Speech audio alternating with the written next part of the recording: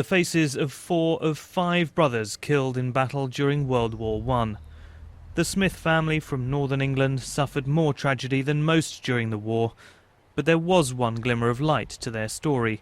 A 6th son, Wilfred, survived, having been called back from the front on compassionate grounds. Today it's his youngest daughter and granddaughter who live to tell the tale, a real-life version of the Hollywood World War II epic Saving Private Ryan. It's a bit like our family. It should have been called the Smith brothers, and or Saving Private Smith. And due to the fact that, you know, he was sent home from the war because he'd lost his 5 brothers. So yeah, as soon as we'd watched it, I mean, it was a sad film, but it did make me relate to, like, as if it was based on our family. The local war memorial is inscribed with the names of Wilfred's 5 brothers, among 125 from the town who died. Their bodies lie in cemeteries in France and Belgium, or like 21-year-old Frederick, whose remains were never found, marked here on the vast Menin Gate Memorial in Ypres. Frederick Smith was in the 20th Durham Light Infantry.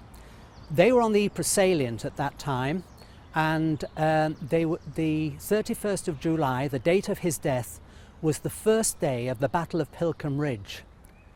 The conditions were poor, it had been raining, there was mud, and the Durhams were fighting an uphill struggle at that time.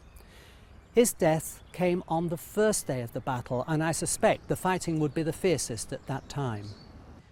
It was a letter to Queen Mary, the wife of King George V, on behalf of the grieving Mrs. Smith that led to a rare royal intervention. 20-year-old Wilfred was called back from the front in 1918, an act that may well have saved his life. But just before the end of the First World War, she also lost a husband. Not due to the war, but she lost him as well, so all what she had left was like my granddad, like Wilf.